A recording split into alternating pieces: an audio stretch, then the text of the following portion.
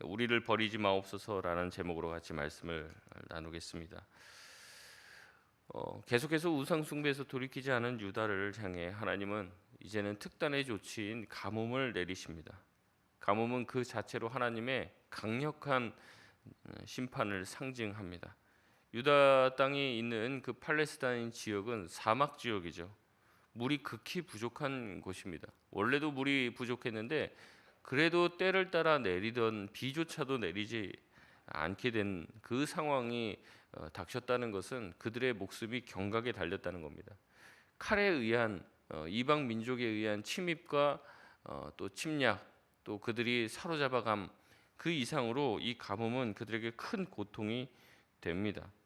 사람이 밥을 안 먹고는요 살 수 있지만 물을 먹지 않고는 버틸 수가 없습니다. 보통 의학자들이 그렇게 얘기합니다. 인간은 공기가 없으면 3분 이상을 살지 못한대요. 보통 평균. 뭐 오래 사시는 분도 계시지만, 오래 참는 분도 계시지만, 물 없이는 3일을 살 수 있고 그 이상을 넘길 수가 없답니다. 음식을 먹지 않고는 보통 3주를 견딜 수 있다고 합니다. 그래서 이제 의학계에서는 인간이 극한 생존 환경에서 버틸 수 있는 것을 333 법칙 이렇게 얘기를 해요. 그래서 호흡이 3분 이상, 그 다음에 이제 그 수분을 3일 이상 섭취하지 못하고 음식을 3주 이상 섭취하지 못하면 죽게 된다는 거죠.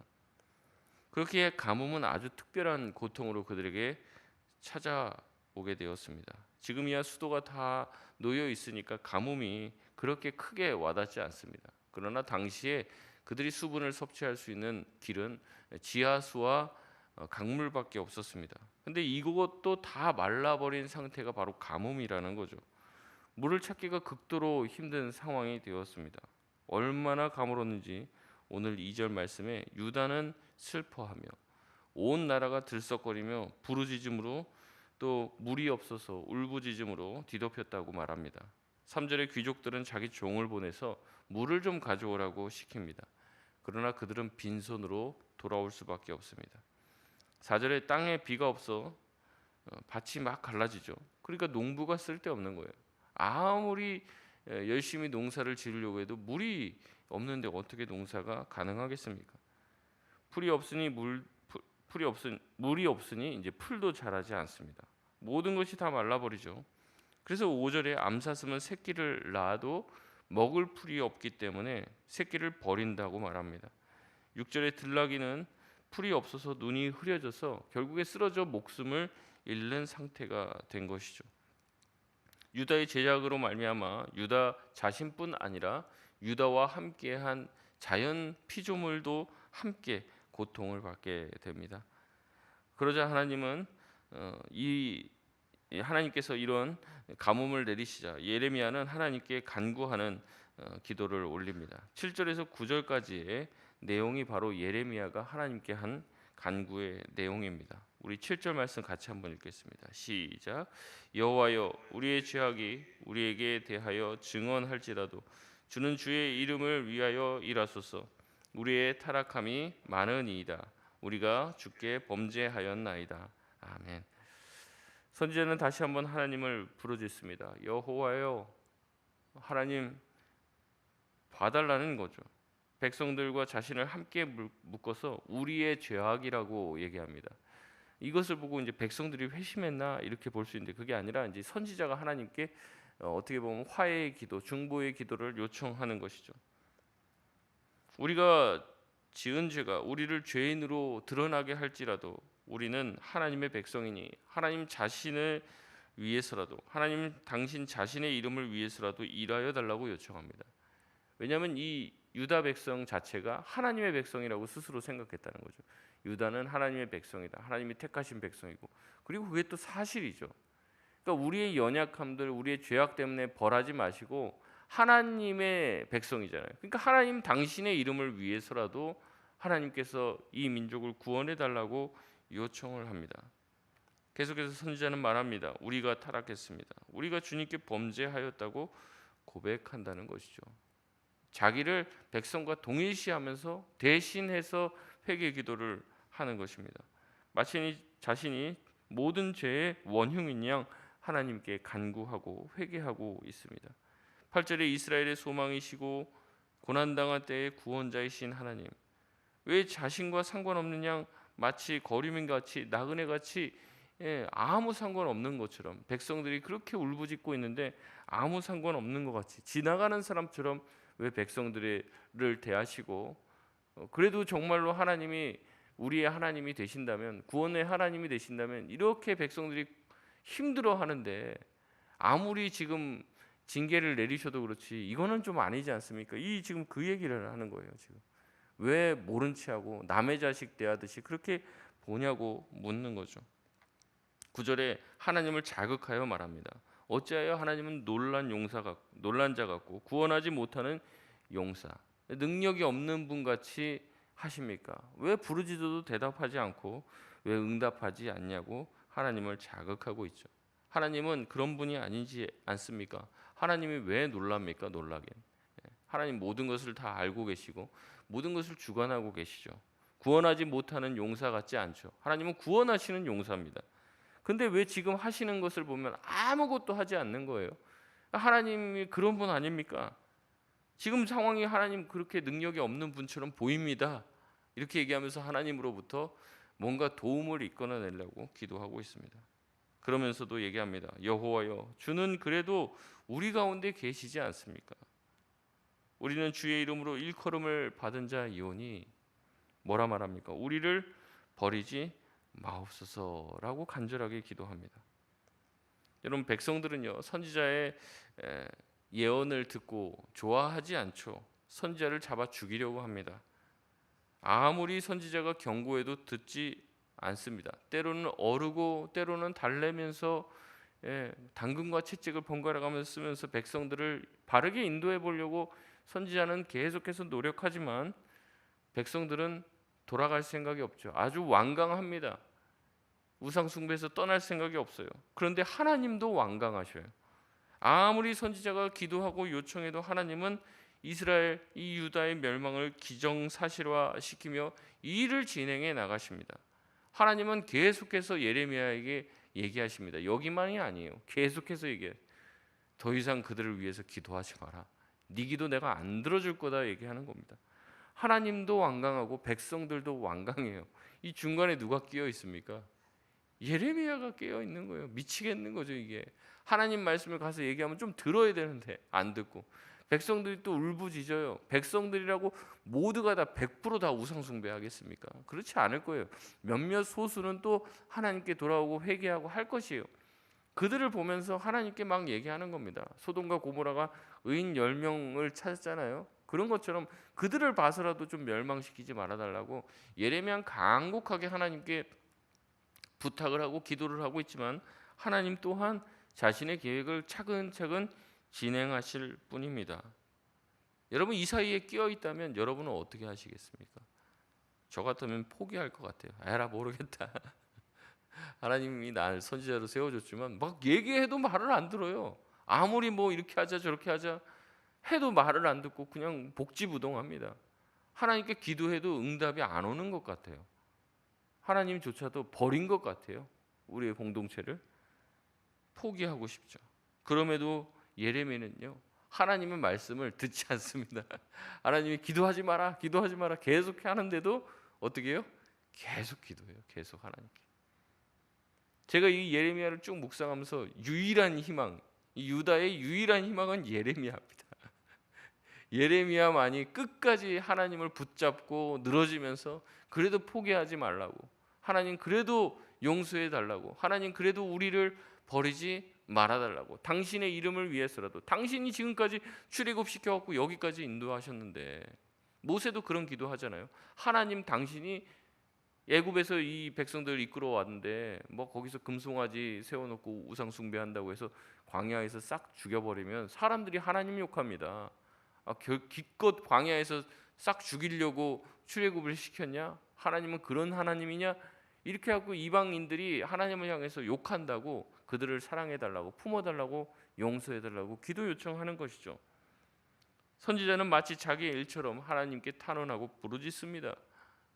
정말 우리가 포기할 수 있는 게 있죠. 몇 번 기도하다가 안 되면 모르겠다 이거는 뭐 죽이 되든 밥이 되든 하나님 알아서 하세요. 이렇게 하는 부분이 있는가 하면 우리가 뭐 자식 일이 걸려요. 만약에 우리의 뭐 배우자 일이 걸려요. 막 진짜 정말 위중한 병에 걸렸어요. 여러분 그 기도를 몇 번 하다가 안 되니까 그냥 쉽사리 포기하는 사람이 어디 있습니까? 될 때까지 할 수밖에 없어요. 왜냐하면 그건 포기할 수가 없으니까요. 예레미야는 그렇게 하는 겁니다. 지금 하나님도 기도하지 말라고 그래요. 백성들도 예언하지 말라고 그래요. 듣기 싫다. 어차피 우리는 그렇게 하나님 앞에 갈 생각이 없다 하는데도 지속적으로 하나님의 말씀을 백성에게 전하고 하나님께 백성들을 향해서 탄원하는 건 예레미야뿐입니다. 거짓 선지자들은 어떻게 합니까? 백성들에게 입에 발린 말만 해요. 그래서 백성들에게 인정을 받고 환영을 받죠. 하지만 하나님의 말씀을 전할 생각도 없습니다. 이 사람들은. 근데 사람들은 다 거짓 선지자를 좋아하죠. 예레미야 혼자 외롭습니다. 혼자서 하나님을 때로는 자극하면서 하나님을 충동하면서까지 하나님의 긍휼을 구하며 하나님의 구원을 호소합니다. 그럼에도 하나님은 뭐라고 얘기하세요? 10절 말씀이죠. 우리 같이 한번 읽겠습니다. 시작. 여호와께서 이 백성에 대하여 이와 같이 말씀하시되 그들이 어그러진 길을 사랑하여 그들의 발을 멈추지 아니하므로 여호와께서 그들을 받지 아니하고 이제 그들의 죄를 기억하시고 그 죄를 벌하시리라 하시고. 아멘. 하나님께서 그들에게 내리시는 벌을 멈추지 않는 이유를 다시 한번 설명합니다. 그 백성들 중에서 누군가는 외치고 또 구해달라고 하나님 앞에 얘기하고 회개하겠지만 백성들은요 실제로 어그러진 길을 사랑하며 우상 숭배의 발길을 멈추지 않았습니다. 그러니까 입으로는 회개하고 성전에 나와서 하나님께 부르짖고 하지만 그들이 사는 삶의 패턴은 여전히 죄악 가운데서 벗어나지 않은 것이었다는 거죠. 그러니까 삶이 돌이키지 않았는데 말로만 하나님을 찾는다고 해서 하나님 듣지 않는다는 겁니다. 아무리 예레미야가 기도해도 백성들이 자신의 악한 길에서 돌이키지 않은데 하나님은 어떻게 내가 구원할 수 있겠느냐. 그들의 삶을 바꿔놓기 위해서 그들의 삶의 악한 자리에서 떠나게 하려고 지금 내가 이렇게 하는데 말로만 회개를 부르짖고 말로만 하나님 앞에 돌아왔다고 하지 그들의 삶에 여전히 악을 행하는 것은 똑같아요. 그걸 고치려고 하는데 그러니 하나님은 그들에게 내린 이 재앙을 멈출 생각이 없다고 말씀하시죠. 지금까지도 힘들게 끌고 왔어요. 근데 이 징계도 마찬가지잖아요. 하다 말면은 효과가 없습니다. 오히려 부작용이 더 생길 수가 있어요. 이제 와서 징계의 손을 멈추면 그들은 다시 열심히 또한 우상을 섬길 것이 불보듯 뻔합니다. 그래서 하나님은 징계를 멈추지 않으죠. 끝까지 가려고 하십니다. 오히려 예레미야에게 하나님은 자신의 뜻을 단호하게 말씀하십니다. 11절 12절 말씀입니다. 같이 읽겠습니다. 시작. 여호와께서 또 내게 이르시되 너는 이 백성을 위하여 복을 구하지 말라. 그들이 금식할지라도 내가 그 부르짖음을 듣지 아니하겠고 번제와 소제를 드릴지라도 내가 그것을 받지 아니할 뿐 아니라 칼과 기근과 전염병으로 내가 그들을 멸하리라. 아멘. 하나님은 예레미야에게 이 백성을 위해 복을 구하지 말라고 합니다. 금식한다고 해도 안 듣고 번제와 소제를 드려봤자 내가 받지도 않을 것이라고 얘기하죠. 오히려 너희가 나에게 번제와 소제를 드리면 나는 너에게 뭘 줄 거라고 얘기해요? 칼과 기근과 전염병을 내려 그들을 완전히 멸할 것이라고 얘기하는 거죠. 마지막 방법이라고 할 수 있는 목숨을 건 금식도 하나님께 통하지 않습니다. 제사도 통하지 않아요. 칼과 전염병으로 기근으로 심판하고자 하는 하나님의 마음을 되돌릴 수 있는 방법이 없습니다. 선지자에게도 더 이상 이 백성을 위해서 기도하지 말고 복을 빌지 말라고 합니다. 일망의 희망이라도 네가 가지고 있다면 내가 그것을 완전히 무참히 꺾어버리겠다고 하나님은 강하게 이야기하시죠. 그들은 여전히 아무리 경고를 들어도 10절에 어그러진 길을 사랑하고 그들의 가식적인 예배를 계속해서 반복함으로 하나님을 계속해서 괴롭게만 할 뿐입니다.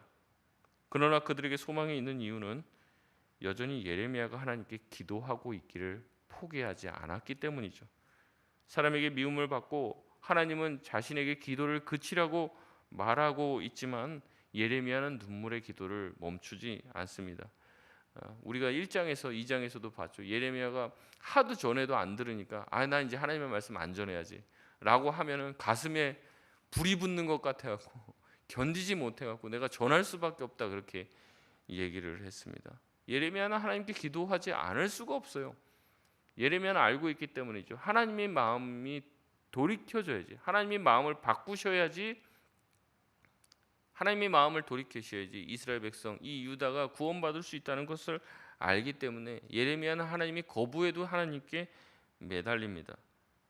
그리고 또 백성을 향하여서는 늦더라도, 너네 지금 진짜 늦었지만 늦더라도 하나님께 돌아가야지 살 길이 생긴다고 계속해서 외칩니다. 이 예레미야 한 사람이 있기 때문에 유다 전체는 소망이 있습니다. 하나님은 여러 사람을 불러서 사용하는 게 아닙니다. 우리가 많이 모이고 많이 모여서 뭔가를 하면 일이 될 것 같죠. 여러분, 그렇지 않습니다. 딱 한 사람, 공동체와 교회와 가정을 위해서 기도하는 그 한 사람을 통해서 그 가정과 교회와 공동체가 소망이 있는 줄 믿으시길 바랍니다. 우리도 우리가 서 있는 그 자리에서 예레미야처럼 기도할 수 있어야 합니다. 믿지 않는 우리의 형제 자매들, 우리의 가족들을 위해서 복음을 전해야 되죠. 그리고 하나님께는 그렇게 기도해야 돼요. 하나님, 이들의 마음이 변화되고 달라지게 하여 주시고 믿음을 더하여 주옵소서. 그 역할을 누가 하겠습니까? 저희에게 하라고 저희에게 먼저 믿음 주시고 신앙을 주시고 이전에 나와서 기도할 수 있는 마음까지 주시고 건강도 주신 것이에요. 그거 할 사람을 부르시기 위해서 저와 여러분을 먼저 불러주셨다는 거죠. 우리가 기도하는 그 사람이 기도해도 별반 달라지는 게 없는 것 같습니까? 오히려 더 엇나갑니까?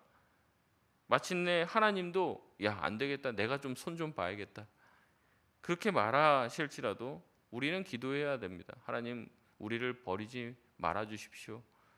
하나님, 그 아이가 잘못한 거 내가 잘 못 가르쳐서 그렇습니다. 물론 그게 아닐지라도 이제 예레미야가 이게 같이 백성의 죄를 같이 진단 말이에요. 자기는 완전히 뭐 동떨어져 있는 사람처럼 얘기하지 않습니다. 백성과 저도 유다 백성입니다. 하나님, 제가 그래도 돌아가고 제가 기도하지 않습니까? 저를 봐서라도 용서해 달라고 계속 기도하는 거예요. 이렇게 기도해야 될 책임이 저와 여러분에게 있습니다. 우리 교회와 우리 가정에 예레미야가 있는 한 소망이 있다는 거죠. 그리고 예레미야는 예수 그리스도를 상징합니다. 예수님이 항상 우리의 중보자가 되셔서 보좌 우편에서 저와 여러분을 위해서 기도하는 줄 여러분 믿으시길 바랍니다. 그 주님을 붙잡으시길 바라요. 주님은 그렇게 우리를 구원하시기 위해서 보좌 우편에서 우리를 위해서 뜨겁게 기도할 뿐만 아니라 지금도 우리의 연약함들을 도우시고 우리가 미처 기도하지 못한 것까지도 기억하고 대신 기도하고 계십니다. 말씀을 맺겠습니다. 하나님도 포기하고 백성도 하나님 따르기를 원하지 않는 그런 상황 속에 아무 희망이 없는 것 같은 그 상황 속에서 유일하게 포기하지 않고 끝까지 기도에 매진하는 사람이 있습니다. 그가 바로 예레미야죠. 끝까지 하나님을 설득하고 백성을 위해서 기도합니다. 그래서 유다가 망하더라도 완전히 망하지 않고 거룩한 씨를 남겨달라고 기도하죠. 그리고 결국에 그 거룩한 씨를 통해 유다가 정화됩니다. 저와 여러분이 서 있는 그 자리에서 예레미야의 역할들, 예수 그리스도의 역할들을 함께 감당하며 그 짐을 짊어지며 민족도 살리고 하나님의 소원도 이루어 드릴 수 있는 귀한 주님의 백성들 다 될 수 있는 저와 여러분 되시길 바랍니다.